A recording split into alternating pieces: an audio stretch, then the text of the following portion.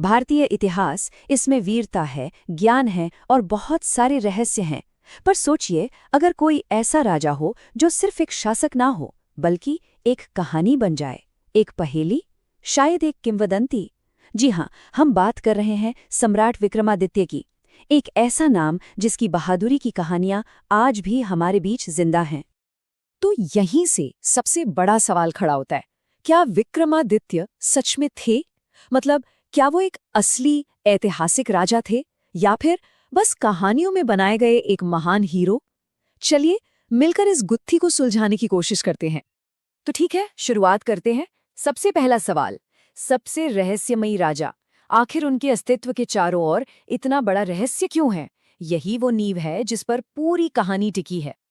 देखिए, विक्रमादित्य का नाम तो इतिहास में हर तरफ गूंजता है ना? पर वो इंसान खुद एक परछाई की तरह है। मतलब उनकी बहादुरी और समझदारी के किस्से तो खूब है, पर जब बात आती है ठोस सबूत की, तो वहां मामला थोड़ा मुश्किल हो जाता है। चलिए अब थोड़ा जासूसी का काम करते हैं। हमारा अगला पड़ाव है उस व्यक्ति की खोज। यहाँ हम उन ऐतिहासिक सुरागों को खंगालेंगे जिन्हें इतिहासकारों ने बड़ी मेहनत से इकट्ठा किया है, ये देखने के लिए कि इस महान कहानी के पीछे आखिर कौन छिपा है। और यहाँ एक बहुत ही जरूरी बात सामने आती है। विक्रमादित्य, ये शायद किसी का असली नाम था ही नहीं। ये एक टाइटल था, एक उपाधि।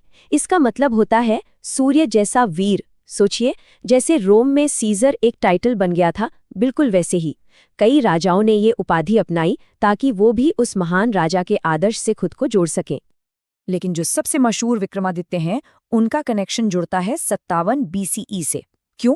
क्योंकि इसी साल उनके नाम पर विक्रम संवत कैलेंडर की शुरुआत हुई थी। ये वो कैलेंडर है जो आज भी भारत के कई हिस्सों में चलता है। तो ये तारीख उन्हें इतिहास में एक पक्की जगह देती है। तो आखिर वो थे कौन? इतिहासकारों के पास कुछ थ्योरीज है।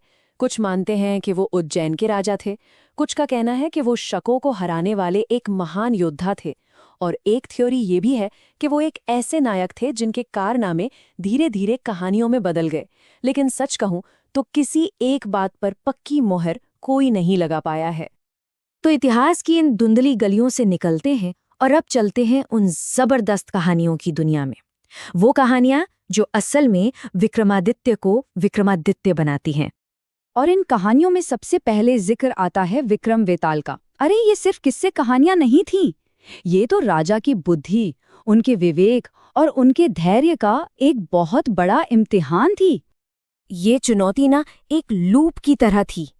देखिए, राजा वेताल को पकड़ते, फिर वेताल एक कहानी सुनाता और आखिर में एक पहेली पूछता। अगर राजा ने सही जवाब दे दिया तो वेताल फुर वापस उड़ जाता और ये सिलसिला चलता रहता था। सोचिए कैसी अनोखी परीक्षा रही होगी ये बुद्धि और सब्र की। विक्रम वेताल के बाद एक और मशहूर कथा आती है, सिंहासन बत्तीसी। कहानी कुछ ऐसी है कि विक्रमादित्य के सिंहासन पर 32 जादुई मूर्तियां या पुतलियां लगी थीं, और हर एक पुतली उनकी महानता का एक अलग किस्सा सुनाती थी। और ये नंबर 32, ये बहुत खास है। हर एक जादुई पुतली एक गार्डियन की तरह थी, जो राजा के एक गुण और उससे जुड़ी एक कहानी की रक्षा करती थी। ये कहानियां ही बताती थीं कि वो उस सिंहासन पर बैठने के लायक क्यों थे। तो इन 32 कहानियों से क्या पता चलता है? एक आदर्श राजा के गुण, जैसे कि एकदम खरा न्याय, ऐसा साहस जिसकी कोई मिसाल ना हो, सबसे बड़ा बलिदान देने की हिम्मत और धर्म के रास्ते पर टिके रहना। इन्हीं कथाओं ने उन्हें एक आइडियल राजा बनाया। तो अब हम इतिहास और कहानी दोनों को मिलाते हैं और देखते हैं कि कैसे ये दोनों मिलकर एक ऐसे किरदार को जन्म देते हैं जो एक राजा से कहीं कहीं ज्यादा बड़ा था। ये कमाल का कंपैरिजन है ना? एक तरफ राजा, दूसरी तरफ सुपर हीरो। देखिए, इतिहास कहता है वो उज्जैन के शासक थे, उन्होंने शकों को हराया। लेकिन कहानियां कहती हैं कि वो तो अलौकिक ताकतों से लड़ते थे। मतलब एक तरह से वो अपने जमाने के सुपर हीरो ही तो थे। तो अब सबसे बड़ा सवाल, उनका साम्राज्य तो कब का खत्म हो गया, तो फिर विक्रमादित्य की ये विरासत, ये लेगेसी आज भी इतनी अमर क्यों है? एक बहुत गहरी बात कही गई है कि महान लोग मरते नहीं, वो बस इतिहास से गायब हो जाते हैं। और ये बात विक्रमादित्य पर एकदम फिट बैठती है। उनका असली असर किसी किताब या रिकॉर्ड में नहीं, बल्कि हमारी संस्कृति की यादों में जिंदा है। उनकी कहानियां आज भी हमें बहुत कुछ सिखाती हैं।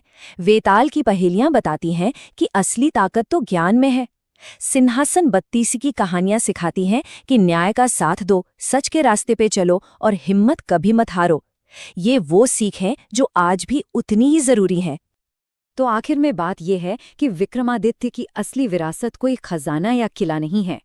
उनकी असली विरासत वो अमर आदर्श हैं जो उनकी कहानियों में बसे हैं। उनकी ताकत फिजिकल नहीं, कल्चरल है, एक ऐसी शक्ति जो आज भी हमारे बीच जिंदा है। और अंत में ये एक सवाल सोचने पर मजबूर करता है, ज्यादा शक्तिशाली क्या है, एक भूला हुआ इतिहास या एक अमर कहानी? शायद विक्रमादित्य की पूरी विरासत ही इस सवाल का जवाब है।